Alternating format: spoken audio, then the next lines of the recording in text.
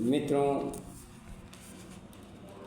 तप साधना सभी करते हैं, परंतु सच्ची आराधना क्या है, इस दृष्टांत के माध्यम से मैं आपको प्रस्तुत करना चाहता हूँ। एक बहुत ही व्यक्ति गरीब में जीवन व्यतीत कर रहा था। वह अपने परिवार का पालन पोषण करता था, बहुत मुश्किल से हो पाता था। कड़ी मेहनत और पुरुषार्थ के बल पर उसने धीरे धीरे काफ़ी संपत्ति अर्जित कर ली। वह अपने गांव को सबसे अमीर व्यक्ति बन गया। इस सब के बावजूद उसके मन में अमीर होने का तनिक भी अभिमान नहीं था। उसके पास ढेर सारे नौकर चाकर थे। एक लड़का था जो अब बड़ा हो गया था। उस व्यक्ति ने अपने घर की सारी जिम्मेदारी अपने पुत्र पर सौंप दी और स्वयं अपना समय भगवत भजन में बिताने लगा। वह व्यक्ति अपने मकान के कुछ दूर जंगल में कुटिया बनाकर तप करने लगा। बीच बीच में घर जाकर अपने पुत्र को मार्गदर्शन किया करता था। एक दिन देवर्षि नारद उस जंगल से जा रहे थे, तभी उनकी नज़र उस व्यक्ति पर पड़ी तो वहीं रुक गए। दोनों में परस्पर संवाद आरंभ हुआ। उस व्यक्ति ने अपनी आध्यात्मिक अभिरुचि के अलावा अपने घर परिवार धन वैभव के विषय में ये देवर्षि नारद से विस्तार से बताया। इस व्यक्ति की तपस्या में कितनी गहराई है, पर इस वन में रहकर तपस्वी होने का कहीं स्वांग तो नहीं रच रहा है। यह जानते देवर्षि नारद ने उस व्यक्ति की परीक्षा लेनी चाहिए। प्रथम भेंट में उस व्यक्ति की कुशल क्षेम जानकर वहाँ से चले गए। कुछ दिनों बाद देवर्षि नारद फिर मिलने आए। उन्होंने देखा व्यक्ति ध्यान में डूबा है। कुछ देर बाद प्रतीक्षा के बाद उपरांत वह व्यक्ति ध्यान से बाहर आया तो उन्हें देवर्षि ने बताया, आपके मकान में भयंकर आग लग गई है।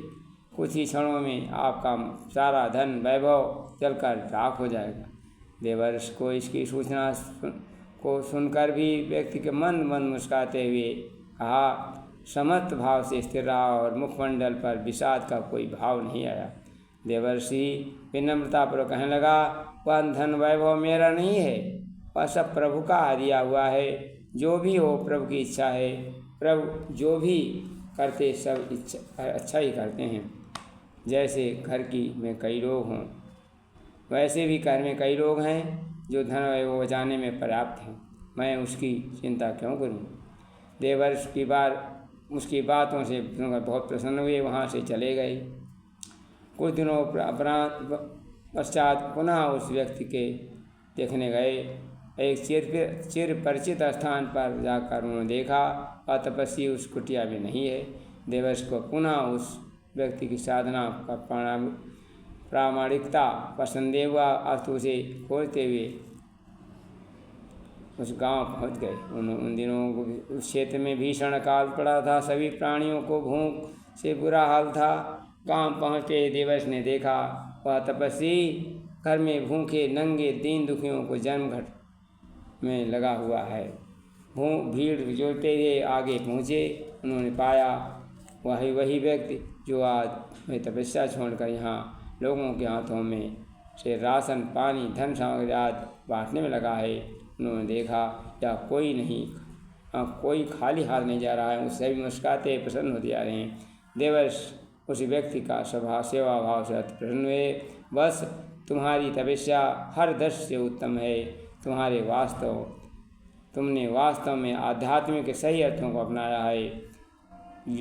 वह तपस्या भी क्या जिसमें मानव मात्र का कल्याण हो, भावना न हो, अपनी बात आगे बढ़ाने अर्थ कहने लगे। बस संसार में धनवान होना बुरी बात नहीं है, इससे भी बहुत शुभ कार्य हो सकते हैं। इससे लोगों का कल्याण पास होता है। बुराई तो धन के अभियान में डूब जाने में, उसे मोह करने में है।